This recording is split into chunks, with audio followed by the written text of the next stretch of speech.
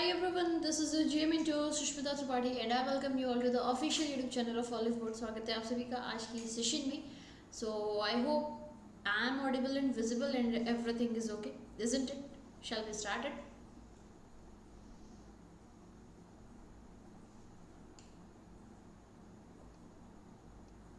Hopefully. So great. Okay. So ठीक है, वही एक बार क्वेश्चन आता है सभी के माइंड में, या फिर वादा गलत कर दिया. ठीक है, नहीं वादा नहीं गलत करा. अब जब आएंगे तब आएंगे, सब कुछ है बट प्रॉब्लम है यार, मतलब audio video mismatch and everything. इसलिए चलो कोई नहीं, देख लो भाई. कल के जो सेशन में मुझे कमेंट्स आए थे उसे एक बार फटाफट देख लेते हैं अपन लोग.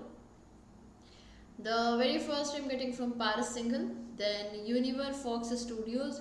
I am preparing for all banking exam for this year. Please tell me from which month I need to start current affairs and is there any required additional source of. No, you don't have to look after any other source. Okay, you can just rely on this source. You don't need to worry. Then Rakesh, Aman, Sakshi, Paramjeet, Sumit, KK. Oh no, why you have put this name? Abhishek, Naman, Anivesh, Anupreet and Madhurima. These people have answered in yesterday's session. So thank you for answering. Rest also अगर आप लोग नहीं answer कर रहे हो तो अब answer करना शुरू कर दो. अब वक्त आ चुका है कि आप लोग डेली बेसिस पे आंसर करो, खून को खौलाओ और आंसर करना शुरू करो. ठीक है, अपार्ट फ्रॉम दैट मज़ा नहीं आता पढ़ने में. मुझे नहीं लगता कि कोई चेंज हुआ है. It's all in our head. ये सब हमारे लोगों के दिमाग में है. जो भी चेंज वगैरह हम लोगों को लगता है, कुछ ऐसा चेंज नहीं हुआ है. इनफैक्ट मुझे ऐसा लगता है कि धीमे धीमे मैं और ज़्यादा डिटेल में चीज़ों को पढ़ा रही हूँ. ठीक है, so when we are already making a perception कि नहीं अभी पहले जैसा नहीं है या इसके जैसा नहीं है, तो उस टाइम पे थोड़ा प्रॉब्लम उठता है. ठीक है, फर्स्ट ऑफ ऑल मैं यही कहूँगी कि keep that thing apart and try focusing on session. ठीक है, उससे भी ज़्यादा मज़ा आएगा, trust me. Now you can see here these are the fit batch. देखो अभी अपन लोग जो है ना फिट बैच लेकर के आ रहे हैं. ये फिट है आपकी faculty industry expert in topper. So whosoever is interested you can join this batch. For joining this batch you can use the coupon code SUSHMITA. Now this is for RRB specific. Next is also for SBI PO and SBI clerk specific. So whoever is interested you can join this batch. if you're joining this batch तो आप लोगों को LPS मिल जाएगा. LPS के साथ में आप लोगों को लाइव क्लासेस, डेली PDF सब मिलेंगे. प्लस यहाँ पे आपको इंडस्ट्री एक्सपर्ट और टॉपर्स की भी गाइडेंस मिलेगी. Okay, so you can join our batch and remember whenever you are joining the batch you will have to use the coupon code SUSHMITA. Then आपका ये बैंक ऑफ इंडिया का credit officer ये भी चल रहा है. ठीक है, इसे भी आप ज्वाइन कर सकते हो. अपार्ट फ्रॉम दैट सिडबी का अगर आप इंटरव्यू बैच ज्वाइन करना चाहते हो ये भी कर सकते हो. Remember whatever course you are joining you will have to use the coupon code SUSHMITA. Okay, now another, teachers can open the door but you must enter it yourself. Obviously this is just so true. ठीक है, हम लोग आपको रास्ते दिखा सकते हैं लेकिन उस रास्ते पर चलना तो आपका काम है. हम लोग आपकी मदद कर सकते हैं कि आप लोग हमारे साथ साथ चलो, लेकिन ऐसा नहीं कि हम लोग आपको ले जा करके वहाँ तक पूरा छोड़कर आ सकते हैं ना. कहीं ना कहीं तो एक ऐसा टाइम आएगा जब टीचर आपको जो है छोड़ देगा कि अब आप लोग फर्दर अपने से ही चलना है आपको यहाँ पर, इजंट इट. तो मेरे कहने का ये मतलब नहीं है कि भाई आप लोग पूरा डिपेंडेंट हो जाओ. मेरे कहने का ये मतलब है कि, और ऐसा होता भी नहीं कि आप पूरे डिपेंडेंट होते हो. आप लोग बहुत हद तक अपने आप से सब कुछ कर लेते हो, सब कुछ आपको समझ जाता है. जहाँ पे गाइडेंस होती है वहाँ पे हम लोग होते हैं.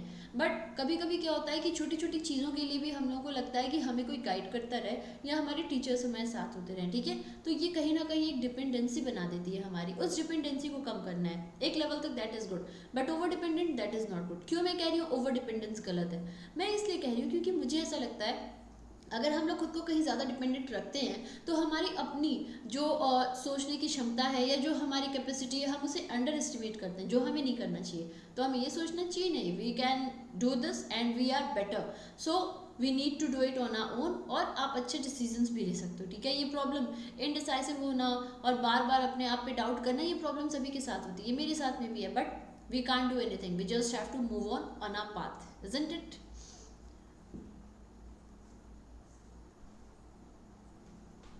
My rank was 12 in LPS today. Congratulations for that, real Kenoso. That is a very good thing. Voice, is there any problem with voice? Anyone who is having an issue with that, like with voice? किसी को ऐसा लग रहा है क्या? just so you people are asking so much about it, let me just give you hint over here, ठीक है? एक सेकेंड बस सभी रुकना, क्योंकि बहुत सारे क्वेश्चंस आप लोग पूछ रहे हो रिगार्डिंग बोर्ड, तो सी मैं कैसे दिखाऊं तुम लोग को, एक second.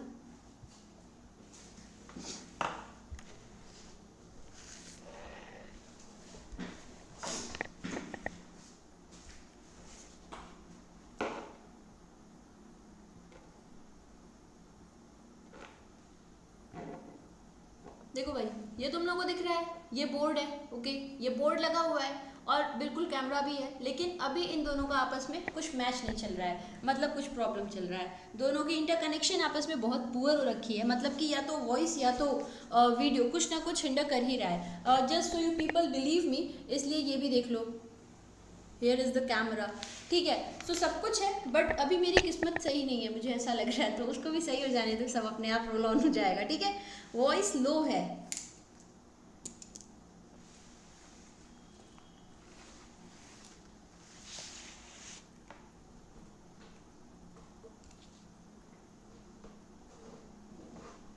Okay.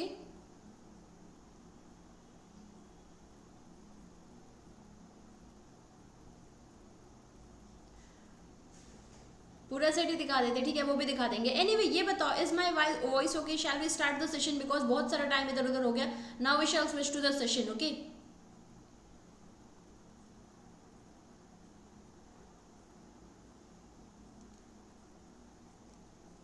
Okay, so I'm starting the session is off now because already it's 10:12, so 12 minutes are gone, and now we have to start it. One more thing, whosoever is facing problem, please maximize it, okay? The volume, you need to maximize it so that you can get a pure configure, okay? Anyway, now see here, as we all know, yes, tribute to KK from all of our side, although not just KK, also Sidhu Moosewala, he also died recently, okay? So it is not like I just wanted to obviously he was a legend, and anyone who is dying, he was a legend, or for his family, for her family, or for some or the other people, but our generation has been listening to his song, so obviously it was very touched thing, isn't it? We had that connection. Anyway, so just a tribute to him, he recently passed away, so we all know now, unfortunately, he will be a part of the obituary news we had never thought of, okay? So as soon as he passed away, several concerns were raised that the artists of our country, they are taken for granted, and also it was said that these concerts, it is not providing them proper facilities. There are several kind of things, because he felt some kind of congestion, there was no issue or anything, so several things was done, isn't it? He was just 53 years old, that was another thing, that just in this age he passed away, and also there was no ambulance facilities or anything, okay? So that was all done. Now you need to remember, he was a national award winner, and apart from KK, there had been some other singers who died in past days, like Lata Mangeshkar, Bappi Lahiri ji, then Sidhu Moosewala, who recently died, okay? So these are those modern era singers, also some classical singers who have passed away. So I'll be compiling a list and will be giving you, because throughout the year we have been hearing the news of sad demise of the celebrities, okay? So I'll be compiling a list and will be giving you. Anyway, so indeed he was my favorite as well, and I was unable to believe on this that he actually he is dead, okay? Anyway, so may God give strength to his family and all the closed ones to bear this. Now moving to the next, we'll be having a compiled obituary list that I'll be giving you people, so that you can have a learning. Also, I'll simply categorize all the singers, the actors, the industrialists, all this whosoever has recently died. Now moving to next. World Milk Day. So this World Milk Day, it is celebrated every year on 1st of June. हर साल 1 जून को हमारे देश में world milk day होता है. So why is it being celebrated? See, the FAO, that is the Food and Agriculture Organization, FAO is the one who has adopted this day, and the day it is marked as Global Food to celebrate the dairy industry. You can simply say whatever are the activities that is connected with the dairy sector, to give them a proper focus, to make people aware of their activities. That is why इस day को हम celebrate करते हैं. What? World Milk Day. So every year it is celebrated on 1st of June. there is this operation flood. The operation flood relates to the white revolution. White revolution is what? Like we have learned about the purple revolution, it related to lavender cultivation. Similarly this white revolution आपका milk के ऊपर है. कह सकते हो आप लोग basically milk अपने वहाँ पर ज़्यादा से ज़्यादा, एक टाइम ऐसा था जब यहाँ पर जो है आप लोग मिल्क वगैरह देखो उतनी ज़्यादा नहीं हुआ करती थी, बट धीमे धीमे वाइट रिवॉल्यूशन आया. And who is given all the credit for white revolution? Mister Varghese Kurien. Okay, doctor Varghese Kurien. So he was the revolutionary और he was the one who founded this operation flood और milk revolution. Because of him our country is now the biggest producer of the milk, also the country's biggest consumer of milk as well. So India is biggest consumer and the producer of milk in the whole world. Apart from India, it is USA, then it is USA, Pakistan and China. So remember this series: India, USA, Pakistan, China. These are the biggest milk producers of the world. India is the producer and also the consumer of milk, biggest consumer. So it was all done with the help of Mr. Verghese Kurian. Under him only the Gujarat Milk Cooperative, the NDDB, all these things were founded under his guidance. Okay, apart from that also remember that the birth anniversary of Dr. Verghese Kurian, his birth anniversary is what? It is 26th of November. Okay, 26th of November. So every year this 26th of November it is considered as what? It is considered as National Milk Day. I always told you people, there is this World Milk Day, then there is this national milk day. हमें ध्यान में रखना होगा कि आपसे world पूछा जा रहा है या नेशनल. कल जब मैंने आपके साथ में हिंदी दिवस की डिस्कशन की थी, then also I told you कि एक आपका नॉर्मल हिंदी दिवस होता है, फिर आपका एक वर्ल्ड हिंदी दिवस होता है. ठीक है, ये दोनों आपको याद रखने होंगे. सिमिलरली वर्ल्ड मिल्क डे आप लोग अगर याद रखे रहो तो ये आपका होता है हर साल 1 जून. नेशनल मिल्क डे हर साल होता है 26 नवंबर to mark the birth anniversary of doctor Varghese Kurien. Remember him. Okay, now remember last year on this day Gopal Ratna award was announce. ठीक है, लास्ट ईयर इस दिन क्या किया गया था? गोपाला रत्न अवार्ड अनाउंस किया गया था कि इस दिन दिया जाएगा जिनका भी कंट्रीब्यूशन है मिल्क सेक्टर में. ठीक है, अच्छा इसके साथ में और आप लोगों को क्या याद रखना होगा कि इस बार का जो इनका एम है, जो गोल है, वो क्या है? वो है डेयरी नेट जीरो.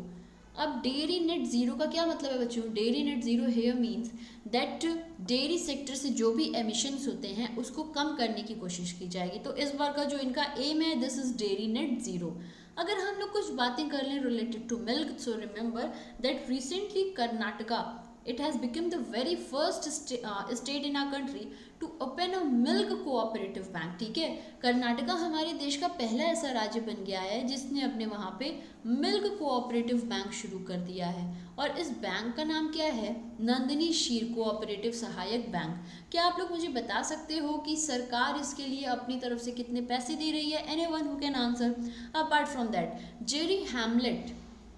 कौन सा? Jerry Hamlet. इसको क्या उपाधि दी गई थी? Milk village. क्या उपाधि दी गई?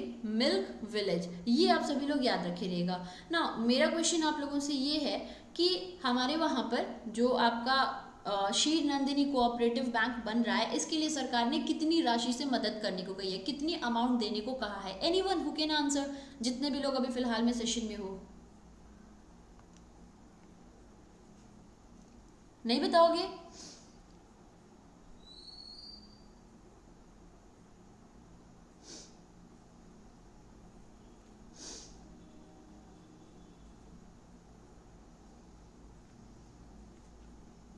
ओके सी, मेरा आपसे क्वेश्चन था कि कितने देने को कहें. अब याद करो, अगर आप लोगों को कुछ याद आता हो 100 करोड़ से, किसी को याद आता हो तो ठीक है. खैर, एनडीडीबी के चेयरमैन आपके शाह जी हो जाते हैं, तो उनको सभी लोग जरूर याद रखे रहना. That is very very important. 80 crore, 100 crore, 75 crore, 1200 crore, 100 crore, दुनिया भर के मुझे आंसर्स मिल गए. ठीक है, कोशिश करो कोई लोग सही बता दो. Okay, so my question was इसके लिए कितने रुपीज़ एलोकेट किए हैं सरकार ने, ये आप लोग मुझे बताना. अब हम लोग अपनी अगली खबर पर चलते हैं. यहाँ पे लिखा हुआ है, देख लो भाई. थीम डेयरी नेट जीरो था. अगर हम बात करते हैं आपका एफईओ कहाँ पर होता है, तो इसका हेड ऑफिस है रोम लाजियो. डायरेक्टर जनरल है कूडोंग्यू. फाउंडेशन हुई थी 16 अक्टूबर 1945 को. पेरेंट ऑर्गेनाइजेशन है united nation economic and social council. ठीक है, नाउ मूविंग टू नेक्स्ट.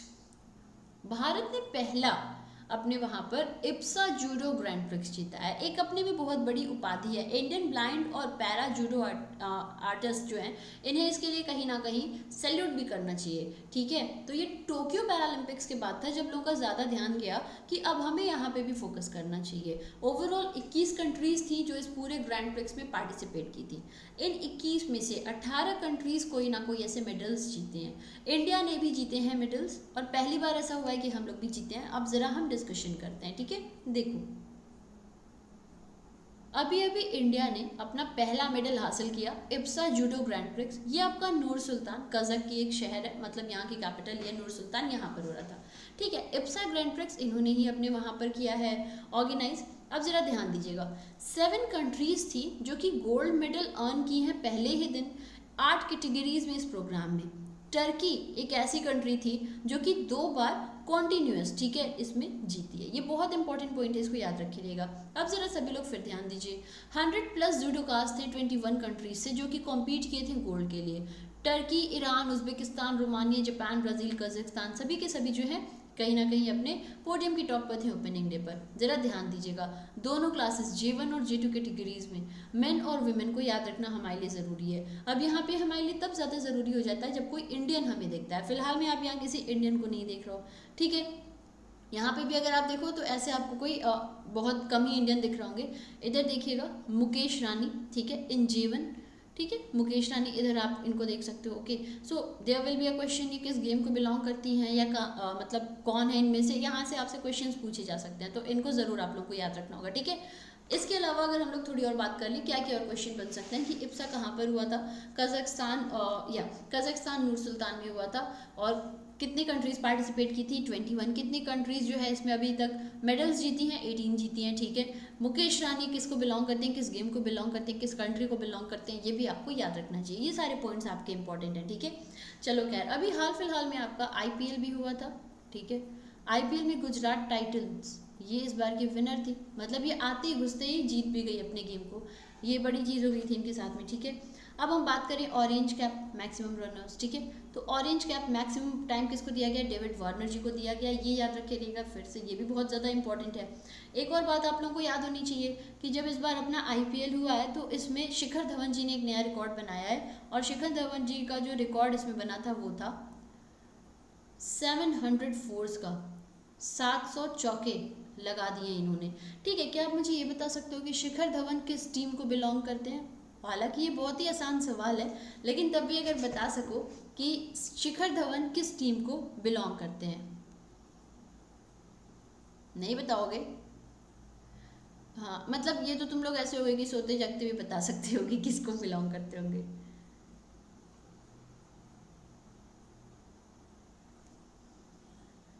ठीक है, हाँ भाई, ओके, तो याद रखिएगा आप लोग।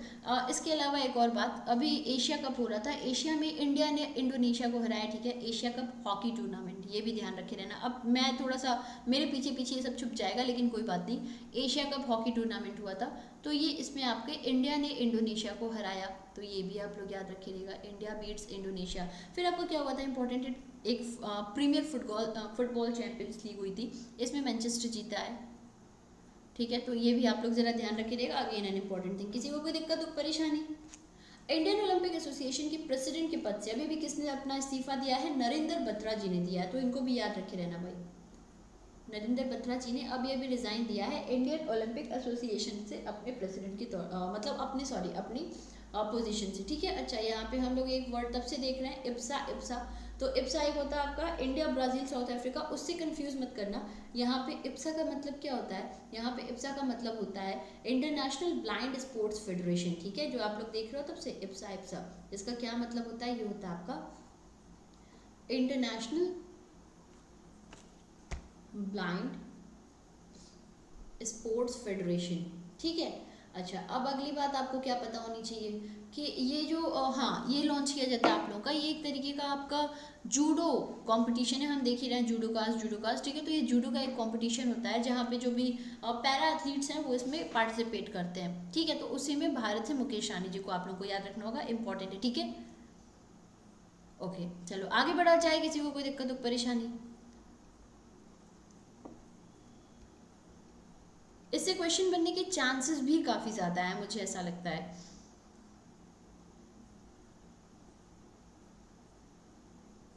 ओके, कोई वो तो नहीं हो रहा है, बफरिंग तो नहीं हो रहा है ना? Okay, Anushka Sharma is here proposing me, Virat Kohli must be crying in a corner with his pillow. Now अगला देखो, president of India inaugurate 59th महाअधिवेशन ऑफ अखिल भारतीय आयुर्वेद महासम्मेलन एट उज्जैन। एज सच बहुत ज़्यादा इंपॉर्टेंट तो नहीं है, बट फिर भी थोड़ा इसे देख लेते हैं क्या है, क्योंकि कुछ बहुत इंपॉर्टेंट है, ऐसा कुछ बहुत ज़्यादा नहीं। देखो, जो प्रेसिडेंट ऑफ इंडिया है रामनाथ कोविंद जी, अभी अभी इन्होंने इनॉग्रेट किया है 59th महाअधिवेशन ऑफ अखिल भारतीय आयुर्वेद महासम्मेलन, कहाँ? उज्जैन मध्य प्रदेश में। इसके साथ में इन्होंने नई बिल्डिंग भी जो है इनॉग्रेट की थी गवर्नमेंट की आयुर्वेद मेडिकल कॉलेज की। अब ये थोड़ा सा इंपॉर्टेंट पॉइंट है, ये आप लोगों को याद होना चाहिए। क्या किया था? गवर्नमेंट आयुर्वेद मेडिकल कॉलेज, और ये इन्होंने उज्जैन में किया था। बेसिकली क्यों किया जा रहा था? ताकि आप लोग कह सकते हो जो आयुर्वेद को लेके लोगों के अंदर लेकर के अवेयरनेस है उसको और बढ़ाया जाए, क्वालिफाइड डॉक्टर्स आ सकें। जैसे आयुर्वेद के नाम पे लोग कुछ भी कर लेते हैं, मतलब कुछ भी जड़ी बूटी डाल देंगे, ऐसे थोड़ी ना होता है। कोई भी बैठ जाएगा आयुर्वेद पे, कहीं भी आप लोग देखोगे कोई बैठ के आयुर्वेद का डॉक्टर बना हुआ है, नहीं, ऐसा नहीं है। क्वालिफाइड डॉक्टर हो, अफोर्डेबल ट्रीटमेंट दे सके लोगों को, क्योंकि कहीं ना कहीं हम लोग के देश में आयुर्वेद पे लोगों का एक अलग भरोसा होता है। आयुर्वेद और होम्योपैथ, लोग कहते हैं कि होम्योपैथ कराएंगे, ये वाला अब हमें जो है इसमें होम्योपैथ पे जाना चाहिए। क्यों ऐसा करना चाहिए? क्योंकि उन्हें ऐसा लगता है कि होम्योपैथ से भले देर में सही होगा पर हो जाएगा, ऐसा लगता है ना। तो कहीं ना कहीं हमें इस पर फोकस्ड होना चाहिए। खैर, तो इन्होंने कहा कि जैसे आयुर्वेद है, इसको लेकर के लोगों में थोड़ी और जागरूकता लाई जाए, ताकि कुछ हम लोग जो है इस पर और शिफ्ट हो सके, क्वालिफाइड डॉक्टर्स आ सके, क्वालिटी एजुकेशन दी जा सके, ट्रीटमेंट अच्छी लोगों को मिल सके, जो रिसर्चर्स हैं वो रिसर्च बढ़ा सके। ये सारी समस्याओं को दूर करने के लिए ये आयुर्वेद मेडिकल कॉलेज भी शुरू किया गया है। ये ज़्यादा आपको याद रखना है, जो आयुर्वेद मेडिकल कॉलेज है, यहाँ से क्वेश्चन आपके एग्जाम में तब भी ज़्यादा बनेंगे, ठीक है। महाअधिवेशन वाला जो है ये बहुत इंपॉर्टेंट नहीं है ना, तो ऐसे बहुत ज़्यादा क्वेश्चंस आपके एग्जाम में देखने को मिलेंगे। खैर, यहाँ पे आप देखिएगा मध्य प्रदेश के अपन लोग अगर बात करें तो कैपिटल क्या है? भोपाल है, और चीफ मिनिस्टर कौन है? शिवराज सिंह चौहान जी होते हैं। अगर हम लोग मध्य प्रदेश को थोड़ा सा और थोड़ी सी और डिस्कशन कर लें कि मध्य प्रदेश जो है आपका यहाँ पे कितनी सीट्स वगैरह हैं, ये हम लोग करते हैं बिकॉज ये इंपॉर्टेंट होता है, isn't it. See it's so first of all इसे कहा जाता है भारत का दिल, सेंटर में स्थित है हमारे वहाँ पर। और तुम लोग में से कोई है मध्य प्रदेश का यहाँ पे? खैर, मध्य प्रदेश से कौन सा स्टेट बाइफर्केट किया था? बहुत आसान हो जाएगा सवाल, but remember it is Chhattisgarh, जो कि इससे बाइफर्केट होकर के निकला था। कौन सा था? छत्तीसगढ़। ओके, हाँ, ये आप लोग को याद रखना होगा कि इससे बाइफर्केट करके निकला था ना। अपार्ट फ्रॉम दैट हम लोग अगर थोड़ी सी बातें कर लें कि यहाँ के सीएम तो आपके शिवराज सिंह चौहान जी हो जाते हैं। गवर्नर कौन होता है? मंगू भाई पटेल। कौन हो जाएंगे? मंगू भाई पटेल। ओके, मुझे जब लोग पहले कहते थे मंगू चंगू, तो मुझे लगता था क्यों ये सब बातें लोग कह रहे हैं। तो मैं सोची कि अच्छा ये लोग इनका शॉर्ट फॉर्म बना रहे हैं, तो मतलब सोचो गवर्नर का भी सब शॉर्ट फॉर्म बनाते हैं बैठ के। खैर चलो, लेजिस्लेचर की अपन लोग अगर बात करते हैं इधर, तो जो यहाँ पे लेजिस्लेचर है ये यूनिकैमरल है। यूनिकैमरल का मतलब समझते हो ना? सिर्फ और सिर्फ लेजिस्लेटिव असेंबली। अच्छा, कितनी सीट्स इसमें होती हैं ये अलग आपसे पूछा जाएगा। 230 सीट्स होती हैं इसके अंदर, यूनिकैमरल है। फिर बात आती है लोकसभा और राज्यसभा की कितनी सीट्स होती है, तो ये बहुत ही आसान है, ठीक है। हाँ भाई, लोकसभा की आपकी कितनी सीट्स होती हैं? 29। राज्यसभा की होती है 11। मैक्सिमम लोकसभा की सीट्स आपकी यूपी के अंदर होती हैं, ये 80 होती हैं। और मैक्सिमम राज्यसभा की भी सीट्स यहीं पर होती हैं, 31, ठीक है। ये मैक्सिमम सीट है किसी भी स्टेट की जो यूपी के पास में है। ये आप लोगों को याद रखना है, बहुत इंपॉर्टेंट है। ये एमपी में क्या मैक्सिमम है? एमपी में मैक्सिमम नेशनल पार्क्स हैं, एमपी में मैक्सिमम आपके नंबर ऑफ टाइगर्स हैं, और एमपी में ही मैक्सिमम एरिया फॉरेस्ट कवर्ड है। तो ये 3 चीज़ें आप लोग याद रखिएगा, maximum national park, tigers, forest area covered, ये 3 का 3 आपका एमपी में ही है, ठीक है। हाँ, लेकिन एक और भी बात आप लोगों को साथ में ध्यान रखनी चाहिए कि अगर हम लोग ऐसे बोलते हैं मैक्सिमम नंबर ऑफ टाइगर, तब तो कह रहे हैं कि हाँ चलो तब तो आपका एमपी है। लेकिन अगर आपसे कभी कोई कहता है कि मैक्सिमम नंबर ऑफ टाइगर किस पर्टिकुलर इसमें है, हाँ, किस पर्टिकुलर स्टेट में है, तो वो आप लोगों को याद रखना होगा। वो सॉरी, किस पर्टिकुलर नेशनल पार्क में है, तो वो आपको याद होना चाहिए। जिम कॉर्बेट की बात की जा रही है यहाँ पर, ठीक है। किसकी? Jim Corbett. ओके, यस, चलो अब हम लोग अगला देखते हैं, ठीक है। पब्लिक सेक्टर बैंक का डबल हुआ है नेट प्रॉफिट लगभग 66,500 करोड़ तक FY 2022 में। देखो भाई, अभी अगर हम लोग ध्यान दें तो पब्लिक सेक्टर बैंक की परफॉर्मेंस ओवरऑल अच्छी हो रही है काफ़ी। अगर इस तरीके से अच्छी रही तो बहुत अच्छी बात है। We don't know what is on paper, we don't know what exactly are the figures, but हमें जो बताया जा रहा है वो ये बताया जा रहा है कि public sector banks are performing well, जो कि एक अच्छा साइन है। जितना अच्छा करेंगे उतने ज़्यादा वो वैकेंसीज लेकर आएंगे, उतनी तुम लोगों के लिए बढ़िया होगी। प्राइवेटाइजेशन का खतरा कम होगा अगर ये अच्छा कर रहे हैं। इसमें से एक दो बैंक अभी ऐसे हैं जो बहुत अच्छा परफॉर्म नहीं कर रहे हैं, बाकी के अच्छा परफॉर्म कर रहे हैं। तो तुम लोग बनाओ कि ऐसे इनकी परफॉर्मेंस अच्छी होती रहे। जो यहाँ बताया जा रहा है ऑन पेपर वो यहाँ की रियलिटी भी है, वो सच में ऐसा चल रहा है अंदर यहाँ पर, ठीक है। अगर ऐसा सब कुछ हो रहा है तो फिर तुम लोगों के लिए वैकेंसीज बढ़ती हुई दिखेंगी। चलो खैर, तो पब्लिक सेक्टर बैंक्स को बताया गया है कि इनका जो नेट प्रॉफिट है ये इस साल में डबल हो चुका है। FY 2022 यानी फाइनेंशियल ईयर 2022। अगर कभी भी आप देख रहे हो फाइनेंशियल ईयर 2022, इसका क्या मतलब होता है? इसका मतलब होता है 1 अप्रैल 2021 से 31 मार्च 2022, ये आपका FY 2022 होगा। इसमें बताया गया कि जब कंबाइन कर रहे हैं प्रॉफिट हम 12 स्टेट ओन्ड बैंक्स का, तो ये 66,359 करोड़ है, जो कि 110% इंक्रीमेंट है पिछले साल से। पिछले साल कितना था? 31,816 करोड़ का। इस साल काफ़ी ज़्यादा हुआ है। इस साल ज़्यादा होने के रीजंस भी हैं। रीज़न ये है कि पिछले साल तो पैंडेमिक की वजह से बहुत सारी डिस्टर्बेंस थी, बहुत सारे जगह पे बंद हो गए थे दुकान, बहुत सारे बिजनेसेस बंद हो गए थे, लोग अपने लोन्स नहीं दे पा रहे थे, मॉरेटोरियम था, तमाम और सेक्टर्स में पैसे देने थे। आरबीआई से बैंक सीधा सीधा ये सोच रहे थे कि लोगों को लोन देने से अच्छा है हम लोग आरबीआई के पास पैसे डाल दें। ये सब बहुत चल रहा था, जिस वजह से बैंक्स की भी परफॉर्मेंस बहुत अच्छी नहीं थी। लेकिन अभी पिछले साल देखा जाए तो कंपैरेटिवली बैंक की परफॉर्मेंस अच्छी हुई है, और अच्छी होकर के कितनी बढ़ गई है? 110% का इजाफा देखा गया है यहाँ पे। अब जरा याद रखिएगा कि अगर हम देखते हैं फाइनेंशियल ईयर 2018 की बात करते हैं, तो उस टाइम जो है only 2 out of 21 PSBs reported profit. बहुत बड़ी बात है कि जब हम आज से 4 साल पीछे जाते हैं तो एक ऐसा समय था जब 21 PSBs में से केवल और केवल 2 ही जो है बैंक्स वो प्रॉफिट दिखाई थी। लेकिन 2021 की अगर हम बात करते हैं पिछले फाइनेंशियल ईयर, तो केवल 2 ही बैंक्स हैं जिन्होंने लॉस दिखाया। एक आपकी सेंट्रल बैंक है, दूसरी आपकी पंजाब एंड सिंध है। पंजाब एंड सिंध को सरकार ने अपनी तरफ से इन्फ्यूज भी किया है कैपिटल, लेकिन फिर भी वैसे इनकी परफॉर्मेंस अभी नहीं देखने को मिल रही है। अब थोड़ी और हम लोग बात समझने की कोशिश करें। एक क्वेश्चन जो अक्सर बच्चे पूछते हैं कि मर्जर क्यों किया गया? मर्जर के अलावा ऐसा कोई सॉल्यूशन नहीं था। जिस भी वजह से बैंक्स की परफॉर्मेंस खराब हुई थी, we are not here to blame government, we are not here to blame anyone, we are here to understand the concept, क्योंकि वो हमारे एग्जाम में हमारी हेल्प करता है। तो देखो, मर्जर अगर नहीं किया जाता तो ये सारे यूनिट्स अभी तक अपनी सेपरेट चलते हैं, लॉस अकेले का बियर करते हैं। जब मर्ज कर दिया गया तो एक लॉस मेकिंग इंस्टीट्यूट को कर दिया गया था एक प्रॉफिट मेकिंग के साथ। अब यहाँ पे क्या हुआ, जो प्रॉफिट मेकिंग थी वो लॉस मेकिंग का बिजनेस एक्वायर करके अपना बिजनेस एक्सपेंड करी, उनके अलग अलग जो भी डेट्स थे उसको कंप्लीट करी, प्लस अपना कस्टमर बेस बनाई। कस्टमर्स का ट्रस्ट रहेगा कि हाँ अब ये बड़े बैंक में आ चुका है, तो वो और उसमें एक्साइटेड होकर अपने डिपॉजिट्स हो गए या कुछ हो गया। क्योंकि अगर छोटा मोटा बैंक है, उन्हें लग रहा है, सुनने में आ रहा है ये बंद होने वाला है, या ये तो बहुत लॉस में चल रहा है, बहुत घाटे में चल रहा है, कस्टमर भी अपना ट्रस्ट खोएगा। कस्टमर ट्रस्ट होएगा तो वो आपके पास से जाएगा, और विदाउट कस्टमर कैसे कोई पॉसिबिलिटी है कि बैंक अच्छा करेगी? ओके, सो ओवरऑल एक आप लोग कह सकते हो कि यही सॉल्यूशन था कि अपने वहाँ पर इनको मर्ज कर दिया जाए, जो भी उस वक्त के हालात हो गए थे उसके हिसाब से। एनीवे चलो, सो यहाँ आप लोग देख सकते हो फिलहाल में। और नेट प्रॉफिट की हम बात करें तो सबसे ज़्यादा प्रॉफिट किसका हुआ है? SBI ₹31,765 crore, 55% higher than last year. Bank of Baroda 7272 crore, Canara bank 5678 crore. तो सबसे ज़्यादा जो आप लोग देख रहे हो किसका किसका प्रॉफिट हुआ है वो आपने देखा। सबसे आगे SBI है, फिर बैंक ऑफ बड़ौदा है, फिर कनारा बैंक है। अब आपको एक कंफ्यूजन आ सकती है, कल तो मैडम ने बैंक ऑफ महाराष्ट्र पढ़ाया था, तो कल मैंने आपको क्या पढ़ाया था? कल मैंने आपको पढ़ाया था कि बैंक ऑफ महाराष्ट्र ने ग्रोथ परसेंटेज शो करा है, लेकिन ग्रोथ सबसे ज्यादा होता है किसका हुआ है? SBI का हुआ है आपके एडवांसेस में, उसके बाद UBI का था।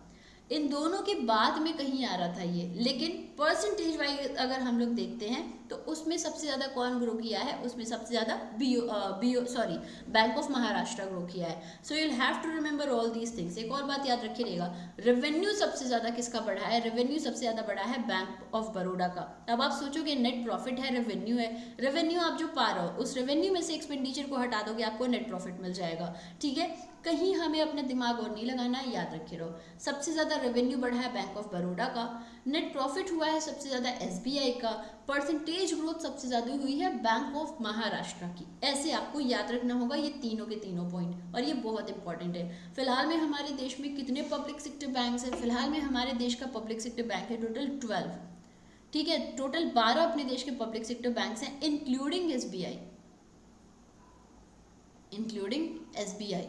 टोटल आपके 12 पब्लिक सेक्टर बैंक्स होते हैं जो कि शेड्यूल्ड हैं, जो कि आरबीआई के सेकेंड शेड्यूल में लिस्टेड हैं, ठीक है। और इनके लिए खास बातें क्या होनी चाहिए? कभी भी कोई शेड्यूल कमर्शियल बैंक बनना चाहता है या शेड्यूल बैंक होना चाहता है तो उसका पेड अप कैपिटल हमेशा 5 लाख या उससे ज़्यादा होना चाहिए, तभी जाकर के वो बन सकता है, ठीक है। ये सारे पॉइंट्स अपन लोगों को याद रखने होंगे, बहुत इंपॉर्टेंट है। अगर कोई भी पॉइंट आप मिस करते हो तो समझ लेना आपके लिए खतरे की घंटी है वो पॉइंट मिस करना, ठीक है। नाउ क्या आप मुझे बता सकते हो एसबीआई का हेड ऑफिस कहाँ पर होता है? एसबीआई का हेड ऑफिस होता है मुंबई, सबसे ज़्यादा प्रॉफिट।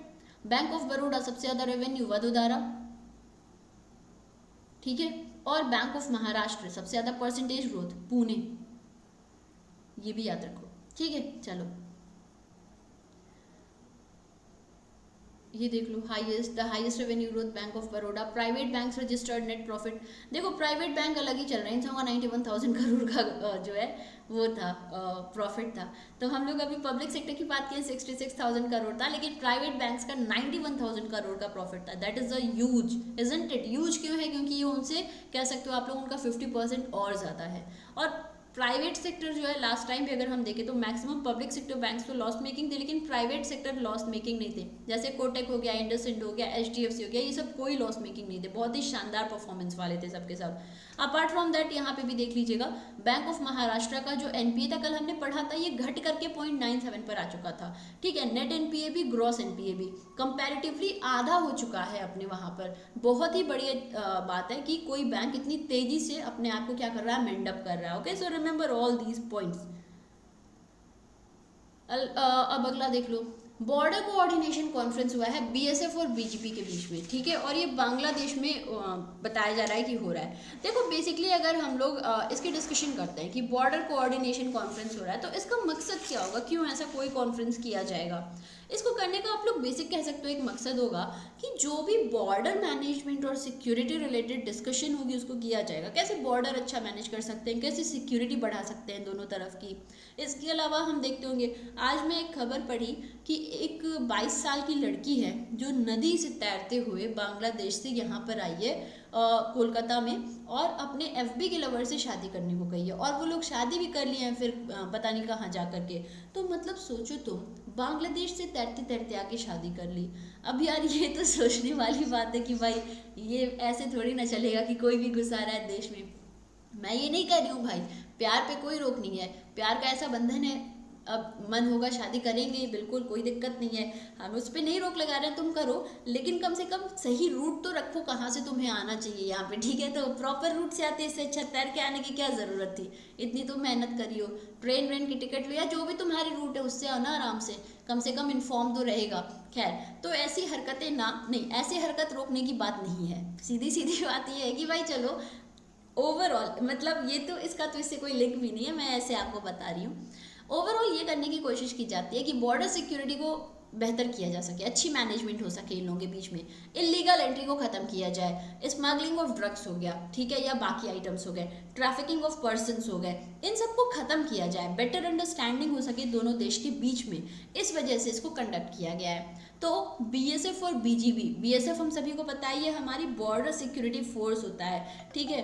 बीजीबी की अगर मैं आपसे बात करती हूँ तो ये क्या होता है, ये होता है आपका बीएसएफ रीजनल कमांडर बीजीबी के साथ में मिले थे। देखो ओवरऑल ये लोग क्या करने की कोशिश कर रहे हैं, जो मैं आपको तब से समझा रही हूँ, यही कि आपस में सिक्योरिटी अच्छी करें। अब बीएसएफ की तरफ से कौन आए थे ये आप लोग जरूर याद रखिएगा। किसी को कोई दिक्कत परेशानी? हाँ, बीजीबी को याद रखे रहना भाई। बीजीबी की तरफ से जो है टीजी चौधरी पार्टिसिपेट किए थे, और ये जो टीजी चौधरी हैं ये बांग्लादेश की जो फोर्स है इसके रीजनल कमांडर हैं। हमारी तरफ से बीएसएफ के इंस्पेक्टर जनरल आईजी हैं, तो ये हैं आपके सुमित शरण जी। इन दोनों लोगों ने यहाँ पे पार्टिसिपेट, यहाँ पे सारा लिखा भी हुआ है, ब्रिगेडियर जनरल तनवीर गनी चौधरी, ठीक है, टीजी चौधरी ये रीजनल कमांडर हैं, चित्तगोंग से लीड कर रहे थे बांग्लादेश डेलीगेशन को। अगर हम अपने वहाँ की बात करते हैं तो ये सुमित सरन जी कर रहे थे, ठीक है। तो ये आप सभी लोग ध्यान रखिएगा। कॉन्फ्रेंस सभी एस्पेक्ट को कवर करेगा, इसके साथ में इलीगल एंट्रेंस वगैरह पे डिस्कशन की जाएगी कि कैसे हम लोग उसे कम कर सकते हैं, कैसे सही कर सकते हैं। ये बातें आप लोगों को याद रखनी है जो शायद आपसे एग्जाम में पूछ लिया जाए, ठीक है। अब मैं अगर आपसे बोलती हूँ कि बीएसएफ के चीफ कौन होते हैं, what is the name of BSF DG, कौन है, किसी को पता है? फिलहाल की ही बात कर रही हूँ।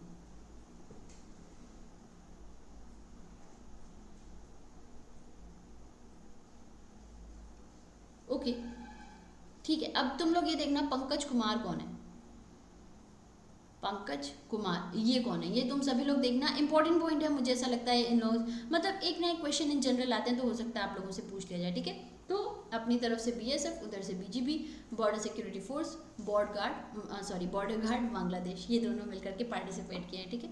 बांग्लादेश रिलेटेड अगर हम लोग डिस्कशन कर लें अगर हाल फिलहाल की कुछ न्यूज़ को, तो याद रखिएगा आप लोग कि अभी हाल फिलहाल में अपने वहाँ पर जो बांग्लादेश है, कोवैक्स की रिपोर्ट आई है, उसमें उन्होंने कहा है कि जो मैक्सिमम वैक्सीनेशन हुई है, आप लोग कह सकते हो हाईएस्ट रेसिपेंट कोविड वैक्सीन का अगर कोई देश बना है तो वो बांग्लादेश है, ठीक है। लास्ट ईयर जब कोविड वैक्सीन सप्लाई करनी शुरू करी थी कोवैक्स ने, तो सबसे पहले वो बांग्लादेश को ही सप्लाई भी करी थी, और जो हाईएस्ट रेसिपेंट भी हुआ है कोविड वैक्सीन का वो भी बांग्लादेश है। बहुत ही तेजी से इन्होंने इसमें ये भी करी थी, आप लोग कह सकते हो बहुत ही तेजी से इन्होंने कोप अप भी किया था और अपने वहाँ पे सभी जनता को तेजी से इनोक्यूलेट करना शुरू कर दिया था। फिर इसके साथ में आप लोगों को क्या याद रखना होगा कि जो बांग्लादेश है, कुछ दिन पहले बांग्लादेश के साथ में बोंगो सागर इंडियन नेवी ने कंडक्ट किया था, ठीक है। बोंगो सागर कहाँ पर हुआ था, ये एक इंपॉर्टेंट बात होगी जो आपसे पूछा जा सकता है। एक और चीज़ थी कोऑर्डिनेटेड पेट्रोल एक्सरसाइज, तो ये कोऑर्डिनेटेड पेट्रोल एक्सरसाइज तो बे ऑफ बंगाल में हुई थी। क्या आप मुझे बता सकते हो कि बोंगो सागर कहाँ हुआ था, इंडियन नेवी और बांग्लादेश नेवी के बीच में इसको कहाँ किया गया था? एक और भी चीज़ ध्यान रखे रहना, इतनी बातें हम लोग कर रहे हैं तो एक और बात कर ही लेते हैं। साउथ एशिया में women on board listed companies में टॉप करने वाली आपकी बांग्लादेश है। ये रिपोर्ट आईएफसी और ढाका स्टॉक एक्सचेंज की आई थी, ठीक है। चलो अगला देख लेते हैं। अब ये बहुत ही शानदार और बहुत ही लंबी चौड़ी खबर है, मैं 2 मिनट के लिए बस गायब होती हूँ फिर वापस आती हूँ, ठीक है, जस्ट फॉर 2 मिनट्स।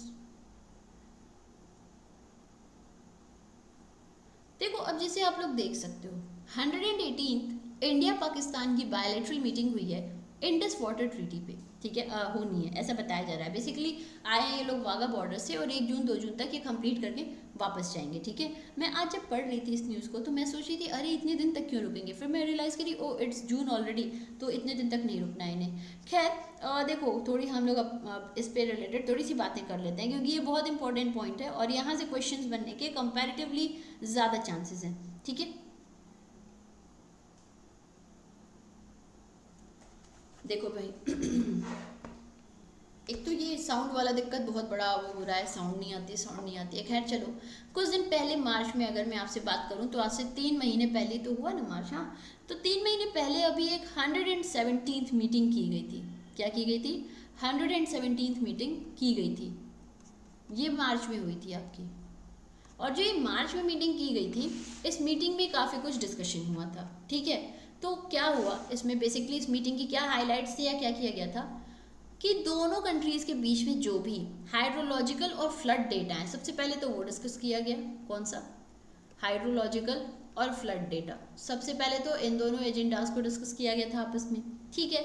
फिर एक इन लोगों का अपना फजिल का ड्रेन है, उसको भी डिस्कशन किया गया था, ठीक है। पाकिस्तान ये कह रहा था कि भाई हम लोग हर एक वो करेंगे, हर एक एक्शन लेंगे फजिल का ड्रेन के लिए, ताकि जो भी फ्री फ्लो है फजिल का ड्रेन का सतलज में वो होता रहे, उसकी वजह से प्रॉब्लम ना आने वाली। टेक्निकल डिस्कशन भी की गई थी। मैं आपको जब भी पढ़ाती हूँ चेनाब रिवर वाला बात, तो मैं उस टाइम पे जैसे हमने रैटल पढ़ा तो मैं आपको तब भी बताई थी कि 3 4 5 इधर जो है अपनी हाइड्रो पावर्स वगैरह बन रही हैं, ठीक है, प्रोजेक्ट्स हैं। तो देखो टेक्निकल डिस्कशन की गई थी।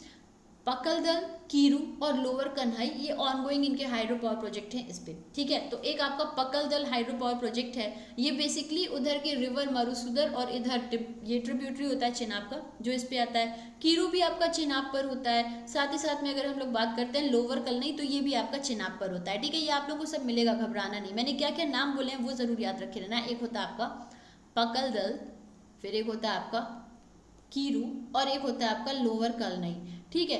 तो ये तीनों जो आपके हाइड्रो पावर प्रोजेक्ट्स हैं इस पे भी डिस्कशन की गई थी जब 17th हो रही थी आप लोगों की, ठीक है।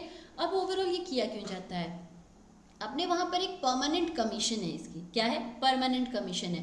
काहे की परमानेंट इंडस कमीशन, तो ये बायलैटरल कमीशन है जिसमें इंडिया और पाकिस्तान दोनों के ऑफिशियल्स होते हैं। बनाया गया था ताकि जो इंडस वाटर ट्रीटी 1960 की ये ट्रीटी है, इंडस वाटर ट्रीटी 1960 की, इसको सही तरीके से क्या किया जा सके, इम्प्लीमेंट किया जा सके दोनों ही कंट्रीज के बीच में। और ये एक्चुअली बहुत ज़्यादा इंपॉर्टेंट है, यहाँ से बहुत सारे क्वेश्चंस आप लोगों के एग्जाम में पूछे भी जा सकते हैं। तो एक और बात, अब हमने इतनी बात करी, एक और बात याद रखिएगा कि जो कमीशन है इस ट्रीटी के अनुसार कम से कम एक बार तो मिले ही मिले पूरे साल भर में, कभी एक बार अल्टरनेटिवली मिलेगी, यानी कि एक बार इंडिया में फिर एक बार पाकिस्तान में, इस तरीके से कम इन्हें मिलना चाहिए। बाकी अपने जितना मैंने उतना मिलो, भाई हो तुम लोग, ठीक है।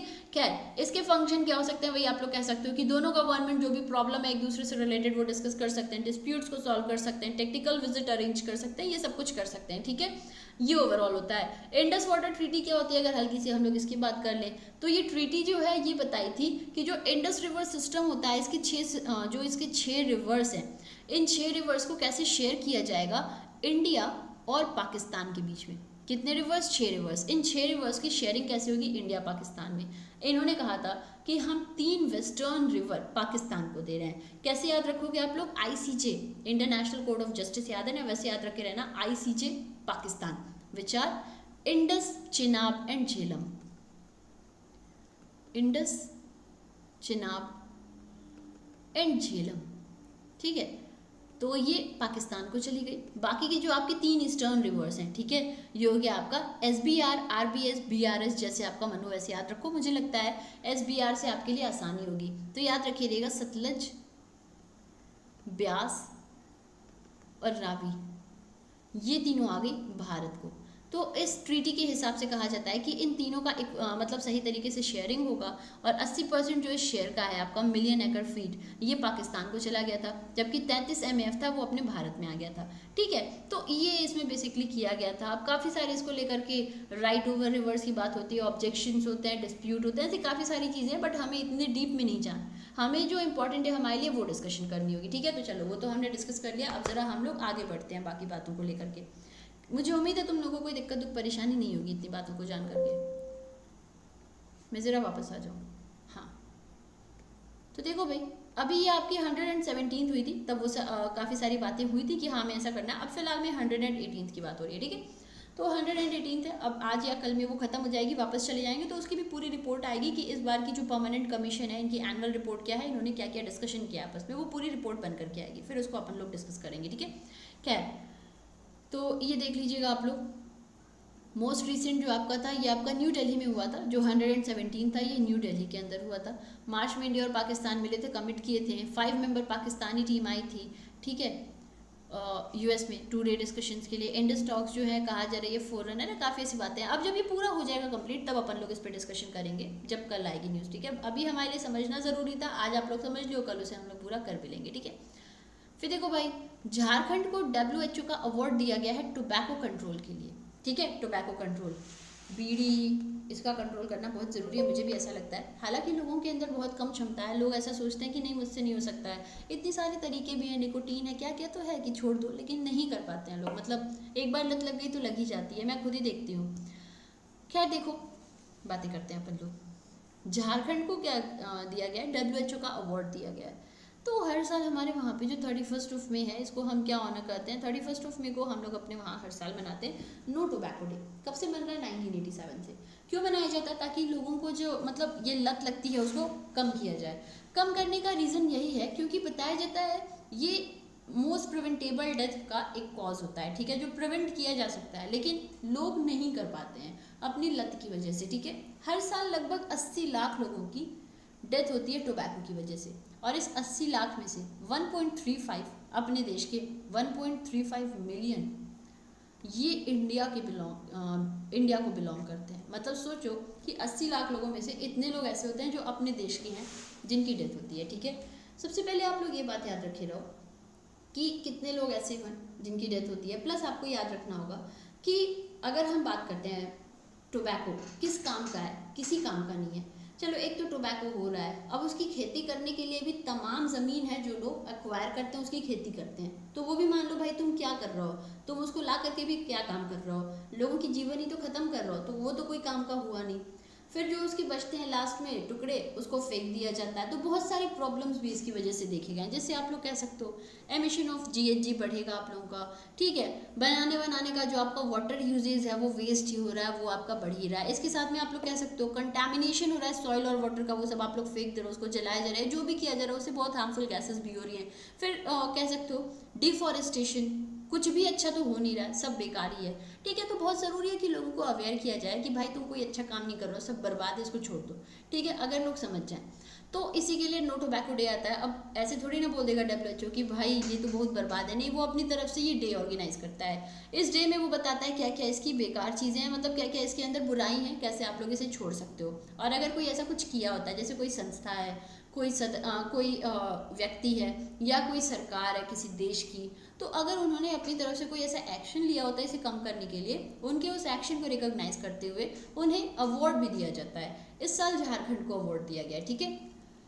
वर्ल्ड हेल्थ ऑर्गेनाइजेशन ने झारखंड को चुना है world no tobacco day award 2022 के लिए। जो भी स्टेट का एफर्ट रहा है टोबैको यूजेस कम करने के लिए, इसलिए दिया गया है, ठीक है। अब जरा ध्यान दीजिए, ये जो अवार्ड है ये प्रेजेंट किया जाएगा स्टेट टोबैको कंट्रोल सेल के द्वारा to honour them on the world no tobacco day.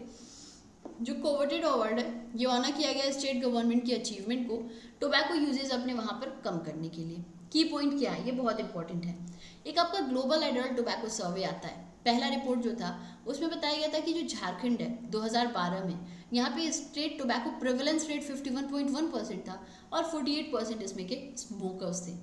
फिर GATS-2 हुआ, इसमें बताया गया कि जो टोबैको यूजर्स हैं स्टेट में ये घट करके 38.9% हो गए थे। 35.4% वो थे जो स्मोकलेस टोबैको यूज़ कर रहे थे इस टाइम पर। इफेक्टिव प्रोग्राम्स लाए गए हैं ताकि रीच आउट किया जा सके इंडिविजुअल्स तक, अगर कोई छोड़ना चाहता है तो सरकार उनकी मदद भी करती है, ठीक है।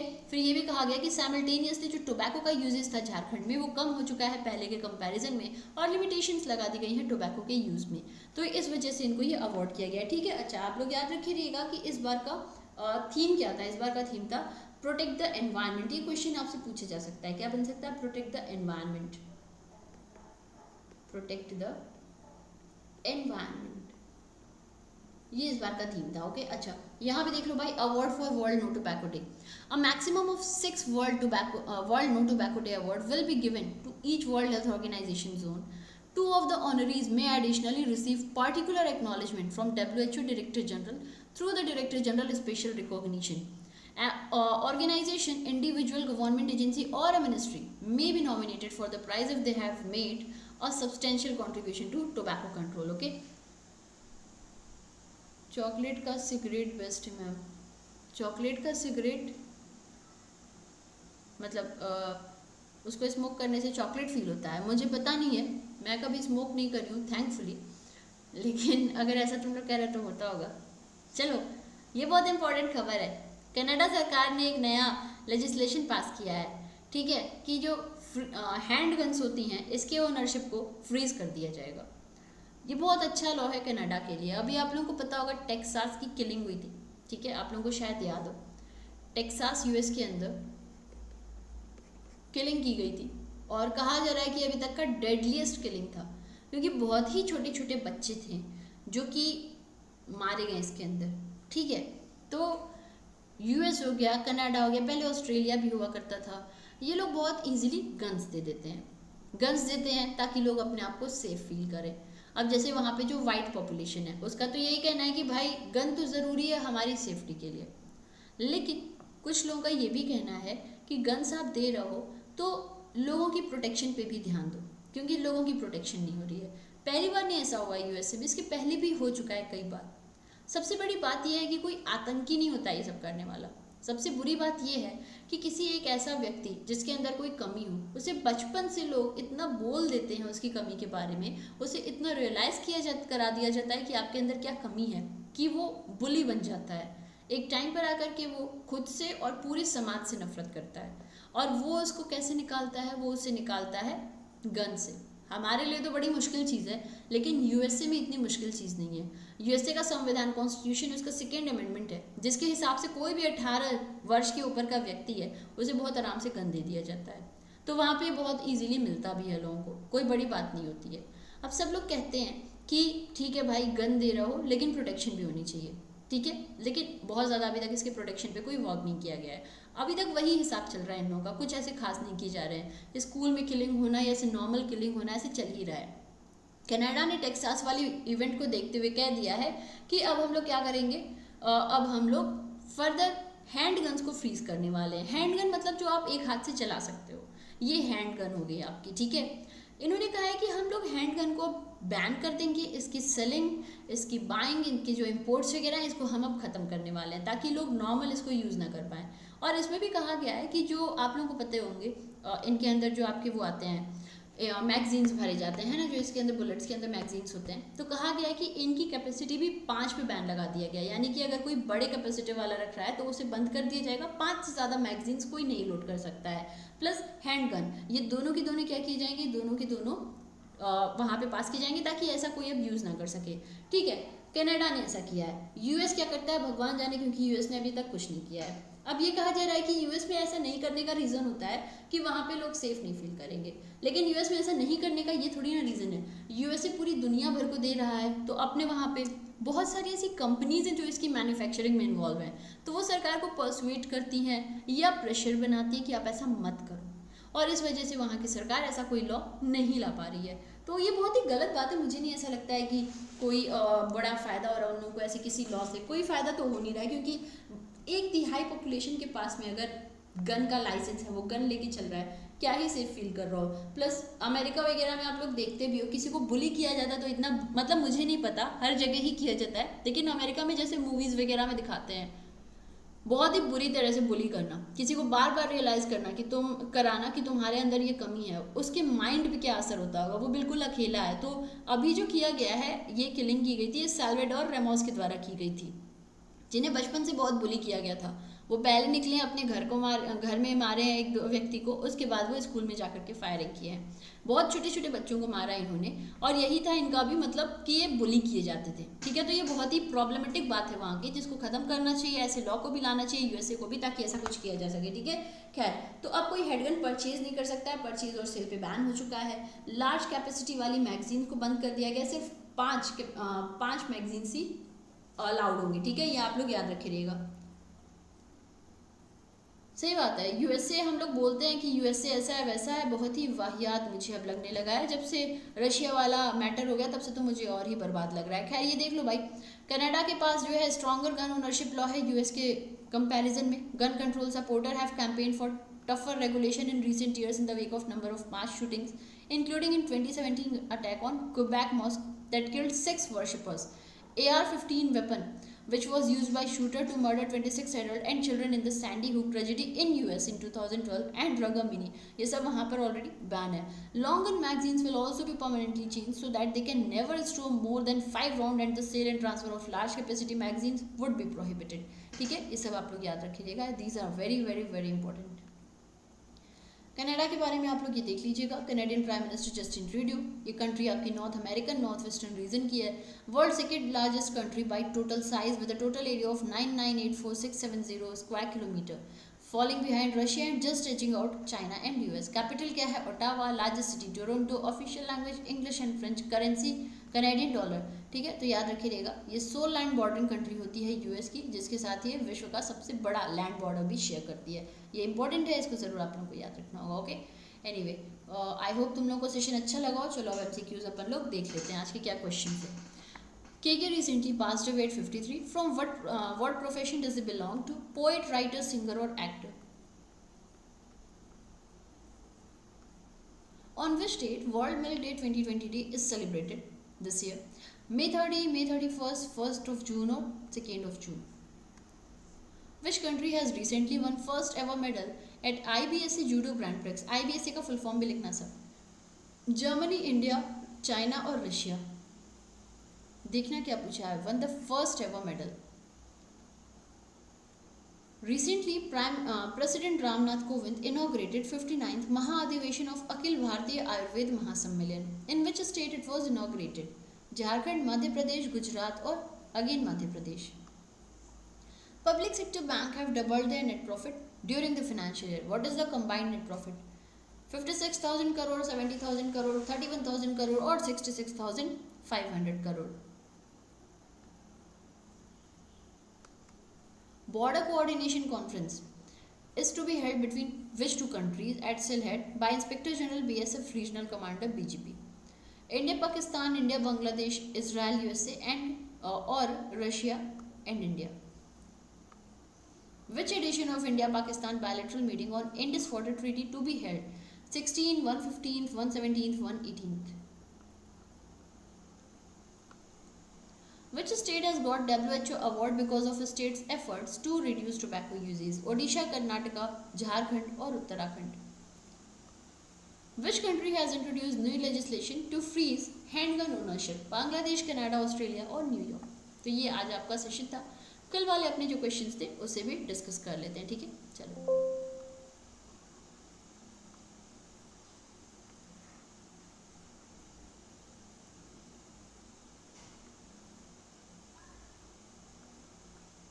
सबसे पहला है हिंदी जर्नलिज्म डे कब होता है हर साल. तो कल हमने इसके बारे में डिस्कशन किया था 30th May.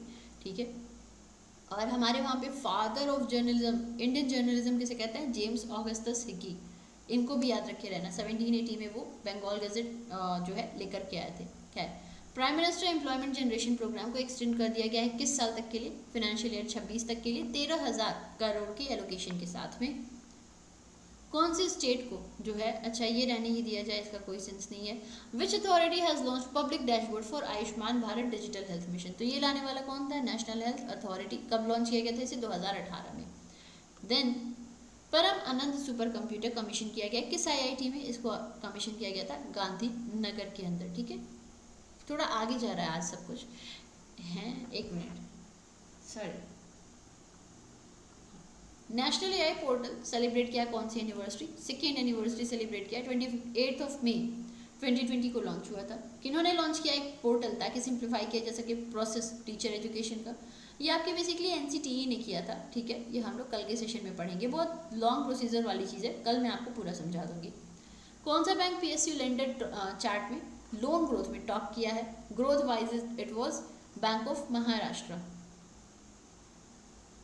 Which bank has sorry किसने रिसेंटली टॉप किया था फॉर्च्यून 500 लिस्ट को? ठीक है, तो हाईएस्ट पेड CEO की बात हो रही है. पूरा होना चाहिए था question. The answer will be what? Yes, that would be Elon Musk. ठीक है, $29.5 बिलियन के साथ में. ठीक है, किसने इंट्रोड्यूस किया है? बीमा रत्न LIC ने इंट्रोड्यूस किया है. ठीक है, चलो ये हमारा कल के सेशन के क्वेश्चंस हो गए. अगर आपको कोई दिक्कत दुख परेशानी हो तो आप लोग अपनी दिक्कत दुख परेशानी बताइए, उस पर वर्क किया जाए. अगर आपको सेशन अच्छा लगा हो तो सेशन को एक बार ही लाइक कर दो, बिकॉज आज बहुत ही कम लाइक है सेशन में. As far as I can see बहुत ही कम लोगों का लाइक है. ठीक है, तो एक बार लाइक कर दीजिएगा. फिर मिलेंगे अपनी अगली क्लास में. तब तक के लिए घर पे रहो, स्वस्थ रहो, मस्त रहो. Have a great day and remember if you want to buy any course on Oliveboard use coupon code SVSHMITA. Have a great day. जय हिंद, जय भारत दोस्तों. Love you. Bye bye.